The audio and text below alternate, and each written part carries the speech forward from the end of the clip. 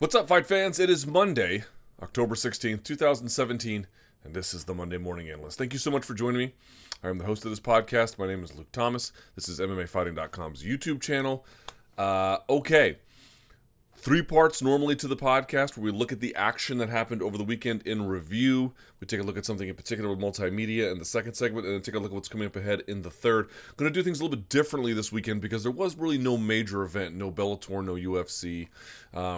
That's really, we try to get, pay attention to everything else that's going on, but those are the 2 predominant shows, and they were off. So there was a bunch of regional shows that happened with a lot of actually important results. Some guys who really showed up, some ladies who showed up as well. We're not going to go through all of them. There was Ryzen, there was Pancrase, there was a number of shows in the middle of nowhere with some decent fighters on them.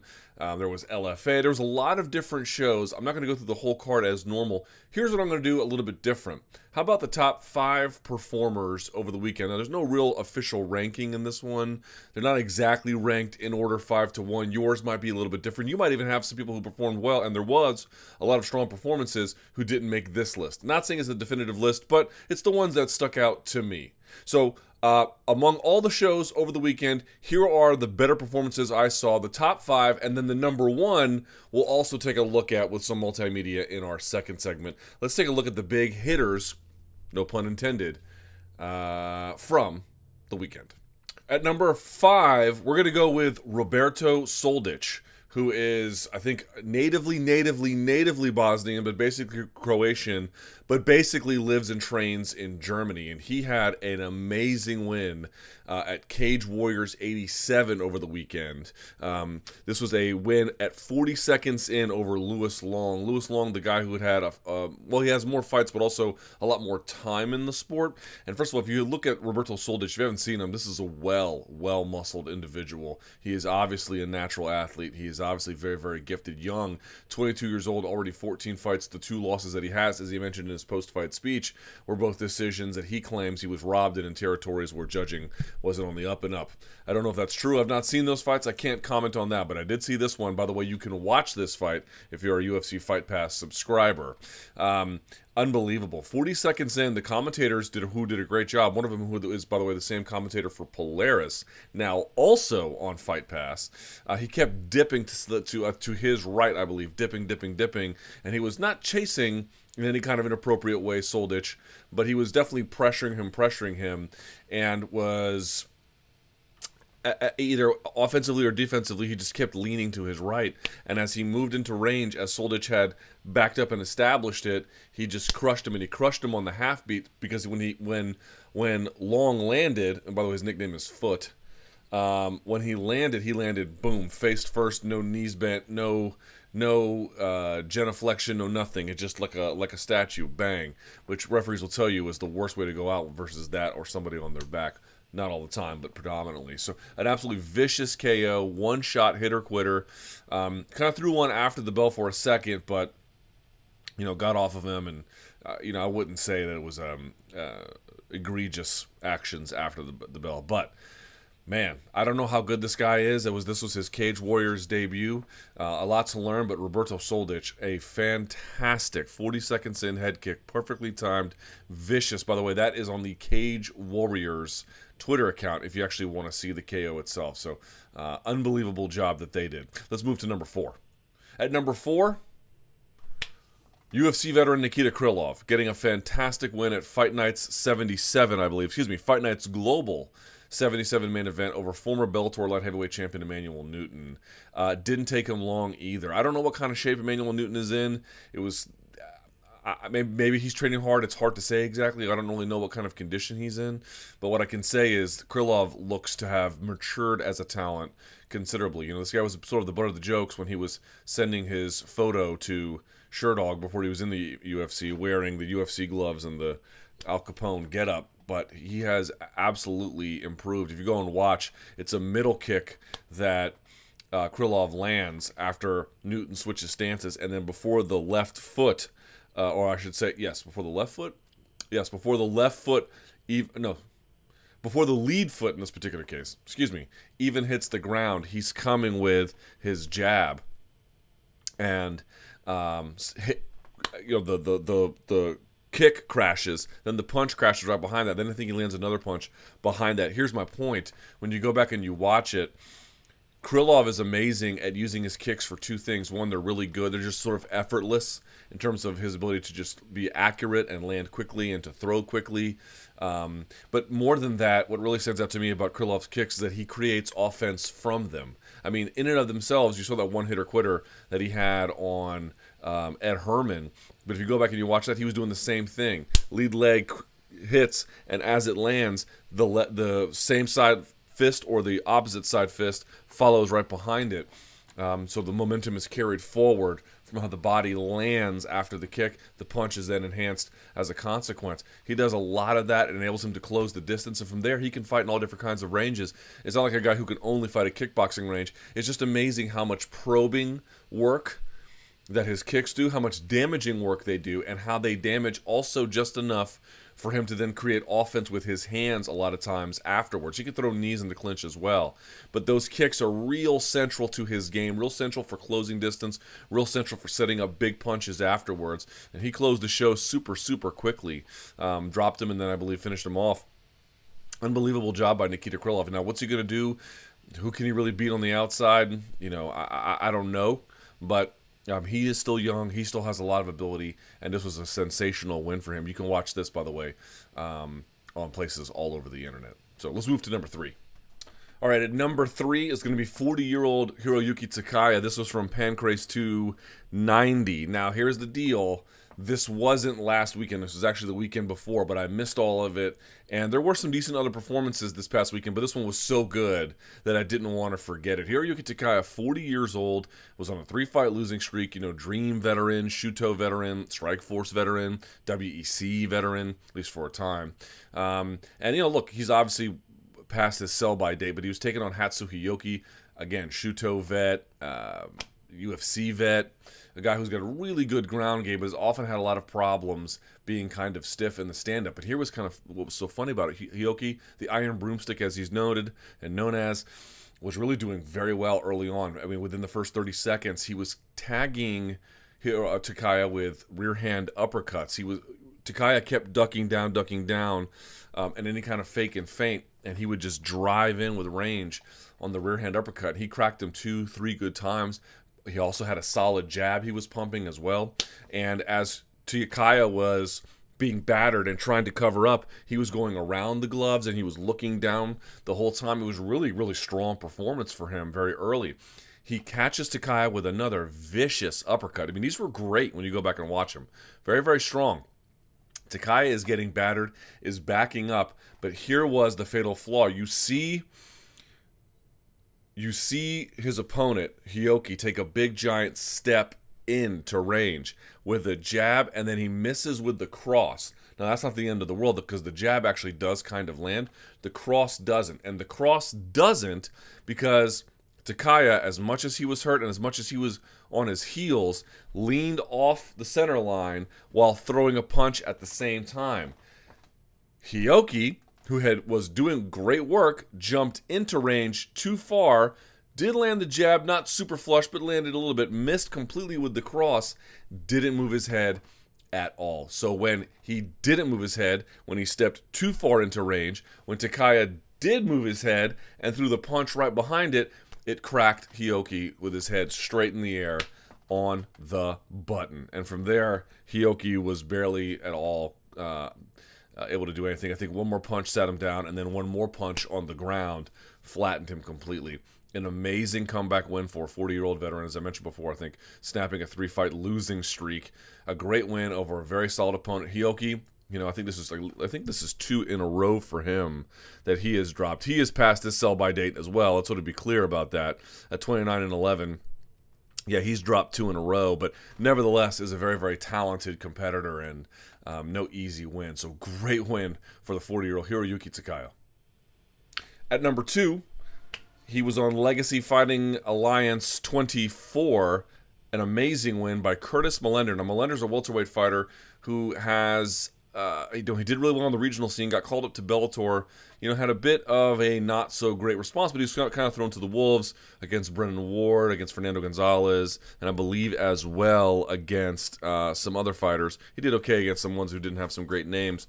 So yeah, I think he's 2-2 overall in Bellator, but he didn't quite stand out like I think some thought he would because he had a great reputation as a striker. But he has continued to get better despite some bumps in the road. He's now, let's see, on a 5-fight win streak, getting a 38-second head kick against Matthew Franku over the weekend. Great job by doing it. Kind of pause with the jab and then throws the right behind it. When he throws with the jab, just pause with the jab, the other opponent, Franku's lead hand, comes out. When he throws the cross, you see two things happen. One, Franku slips his head to the outside, and in addition, takes his rear hand and tries to parry it down. And as he did, he just slides right into what Millender was setting up the whole time. He wasn't worried about a jab or a cross. It was get your hand to reach, get your head to slip, get your hand to reach, and then throw the right high kick, which landed square on the jaw. Boom, sat him down. It was just a great setup. It was great accuracy. It was great timing. It was great power. He didn't really have to charge into it. He just threw it right behind. You're seeing some really good striking these days on some of the regional shows across the world and, of course, in the United States, too. And this one by Curtis Millender, a guy who you should not write off. Very, very talented, very good. Let's see how far he can go, what else he can do. But he's getting the kinds of wins that I think a lot of folks expected out of him. Big, powerful kid, obviously a clever striker, and in this particular case, a really, really great textbook setup that was as smart as it was vicious. So with that out of the way, who's number one? Number one. In this particular case, easy call. Mackenzie Dern defeating Mandy Polk at 255 of the first round via submission, rear naked choke. But it was not the submission in and of itself that is anything to write home about. Yes, her grip is good, and of course, if she gets your back, chances are you're going to be in big trouble. But that's really not what stood out to me in this contest. What stood out to me in this contest was unequivocal improvement on her striking. In fact, she wasn't able to get a takedown in this fight at all. She only got the back of Polk because she hurt her standing. Polk wobbled, kind of fell, and Dern followed up with additional strikes, moving to the back and quickly getting the choke. And of course, if you get Dern on your back and you're hurt and she's trying to put a choke on you, it's not going to last very long. She eventually taps. So it ended in a way you think it would ordinarily go. It was her takedowns that didn't secure it, although I'm sure they made Polk a lot more hesitant to strike. In fact, when you go and you watch this, you really have to compliment Legacy in this particular case, or LFA, for the choice of opponent.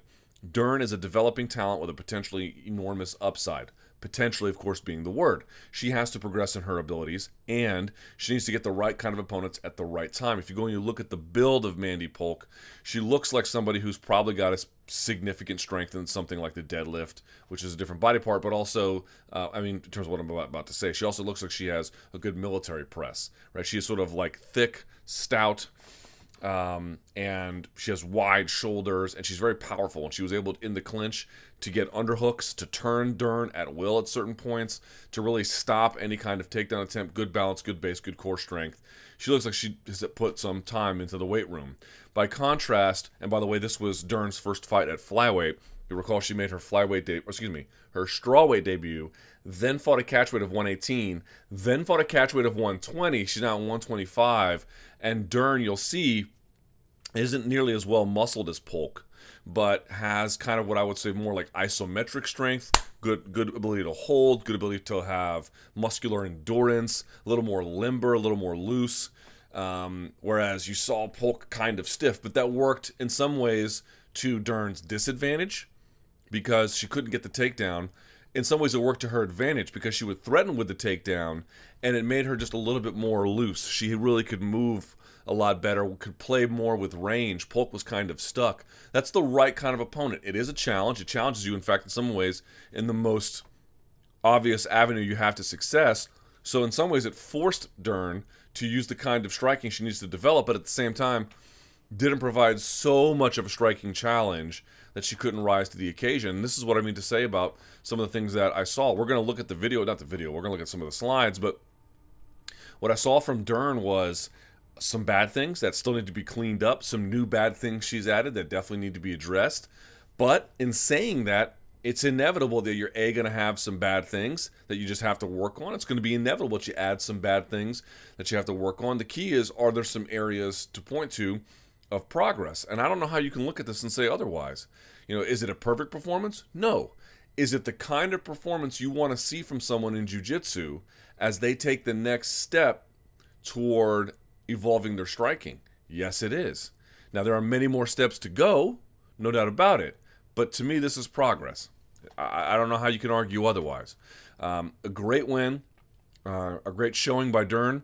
I think flyweight is the weight class for her. I'd like to see what else she can do. I think, she has a 6-fight deal before she can go to the UFC, something like that.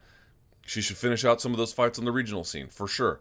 More work is needed, but I'm seeing signs of progress.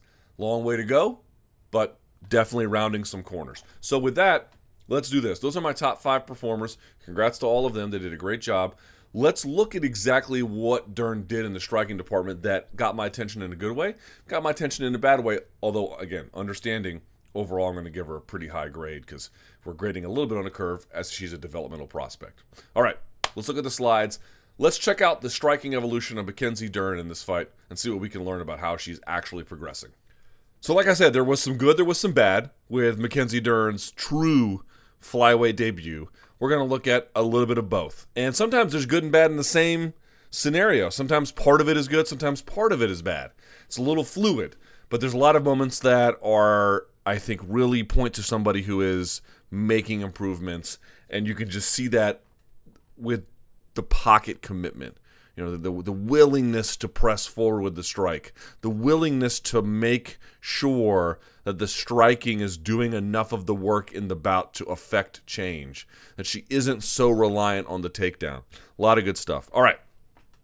They're standing at range. As I mentioned before, you'll see throughout the slides as they go on that not only is Polk taller, but she's more physically built.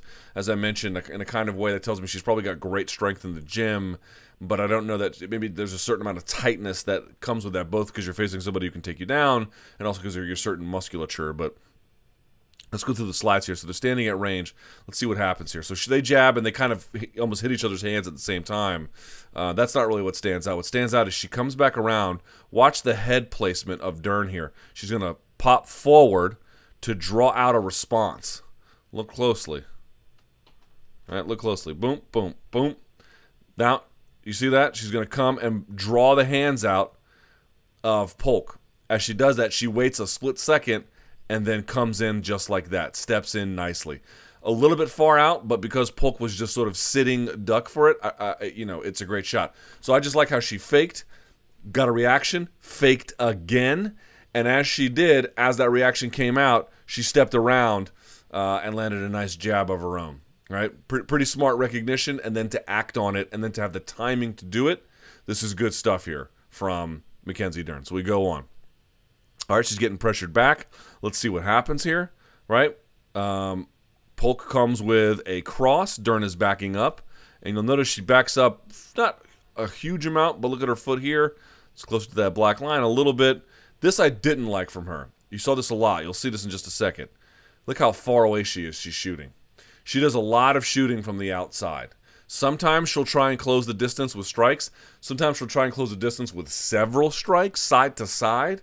But she does a lot of shooting from the outside. You're way too far. Rule of thumb, you should be able to stand in front of someone, reach out with your hand and touch them before you go for a takedown. You can see that's just not going to happen. This is going to give Polk all the time she needs to react. So she's going to, after they make contact, she's going to turn. See that? Look, Polk is facing this way at first. Then Polk is going to turn her hips, turn her hips and face us. And she stops that takedown. We're not going to look at any of the takedown attempts because A, they don't go anywhere, and B, that's not really what the focus of this examination is. So some things she needs to work on there. Yes, you're catching somebody coming forward, and that's good. And you can even duck under the right punch and go for the left leg. A similar but opposite choice was made, I believe, by Miesha Tate against Holly Holm. That's not the end of the world. If they're coming forward, really, that's all that matters. But it's just too far. I mean, you got to really have them commit. You got to really time that better. You can't be backing up too far. It just doesn't work. All right, so we move here, and they separate. All right, this is another thing I saw that I didn't like from Dern. Now, Dern had a certain pocket commitment that just tells you she's growing way more comfortable in the striking. So in the sense that she is really willing to strike, she gets hit a little bit and doesn't panic, that's good. In the bad sense, what do you notice here? You notice that she's looking down. And look at this. It's not just with this left hook. By the way, she's really far away, really lunging, trying to reach the body here, right? Look at this. She's throwing the cross. By the way, this doesn't land. It lands well. It doesn't. Excuse me. It doesn't land at all. It goes several inches below. And look at Dern looking straight down. So she's in good enough range to land here in this particular case. But because she's not looking, she's missing, which is increasing the danger for her in terms of anticipating any kind of strike. Right?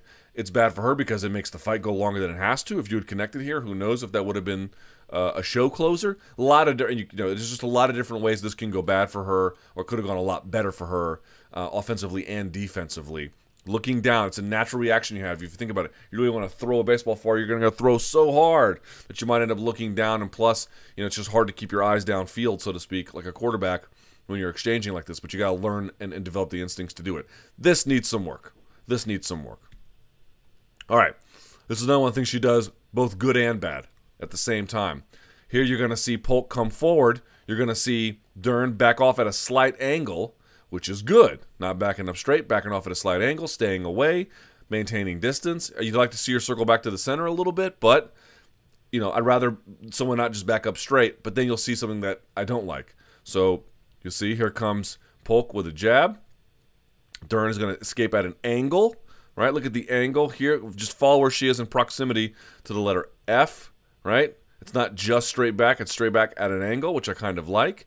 But in getting someone who's coming forward, what is she going to want to do? A takedown, but it's just way too far. Look how far away she is. She can barely reach out and touch the jab hand.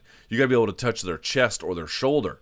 Way too far away, so she tries to punch into range, but now Polk is moving back. Look at Polk's feet. Now she's going to move back, right? And then you're going to see Dern try and get on a takedown, but it's just too far away. Now she does manage to get her against the fence, but it's just not really enough for a nice, deep, hard double to really get nice hip penetration. It's just not enough there. All right, here they are backing away.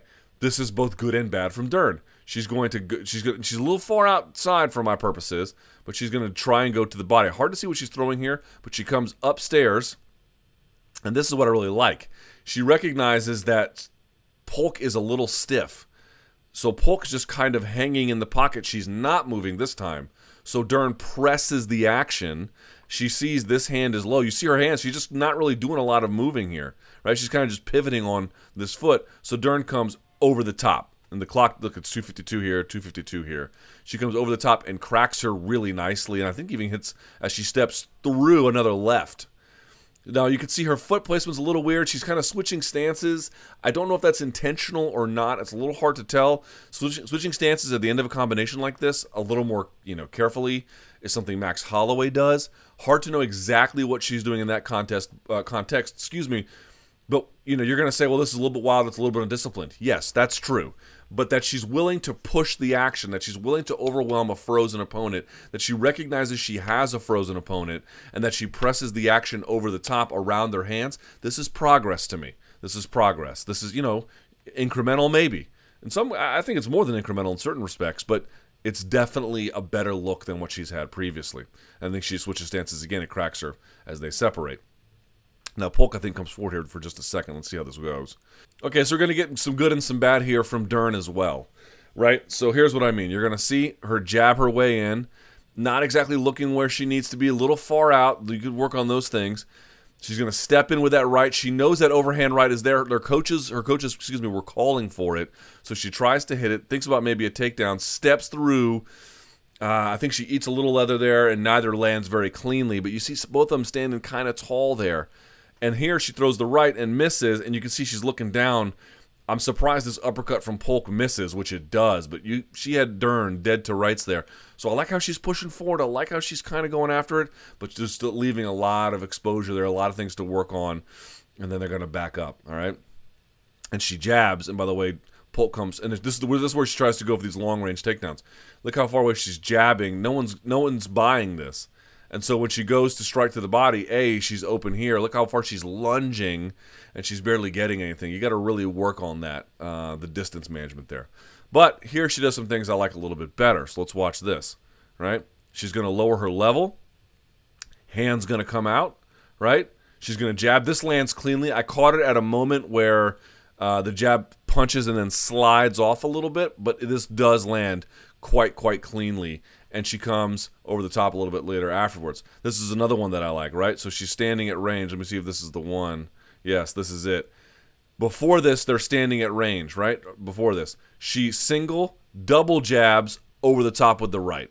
This is what it is. She goes 1, 2, right hand. What I really like from her. Watch this. This is the first pump on the double jab. This is the second pump on the double jab. This is the overhand right. Why do you do this? Why do you double up on the jab? Could be a lot of reasons. In this case, it's to help her close the distance. So you could say, well, she had a lot of problems managing distance earlier. Right. Here's her adjusting in the middle of the fight. Doubling up on the jab. Here's the first pump, second pump over the top with the right. Right doesn't necessarily land cleanly, but that's okay. Because, first of all, she's going to body here in just a second. But more importantly, she's recognizing some challenges that she's having and making adjustments in the fight to address it without fear or hesitation. Yes, still looking down. I think that's a consequence of her trying to get punching power on it, less so than sort of fear of interaction, right? Partially lands the right, steps through, hooks the left, lands it, and now Polk is stunned and frozen. She uncorks her right. They're standing at her distance. You can see how stiff Polk is, right? Dern is the one who's really turning her hips over, and then boom, just cracks her with a vicious left. You can see side to side. Look how much hips facing this way, hips facing almost all the way around the other way. Boom, and then just crushes her with a right again. Really digging into these shots. She collapses. Here's another thing I like from Dern, right? Doesn't just immediately jump on a choke. Punches again, and uses that third punch to lock up the choke. Or the other arm, actually. But she sinks it through, and this is where she begins to like punch the arm literally through to set up everything. So I really like this from her. I mean, there's a lot here where she's doing, off-balance, wide motion stuff, but she's single, double, boom, over the top, sets her feet, plants, right, at her range. Yes, she's a little up in the air here. I understand, a more seasoned striker might have some way, but that's not who she's facing, and that's not the level she's at yet. Stays in the pocket, pushes her at the end of her punches, keeps going, headhunting a little bit, but that's okay given how the hands were being held, and boom, absolutely nails her as she pushes her at the end of her range, drops her, follows up with punches, doesn't just immediately jump on a submission, and then uses that to more properly secure it.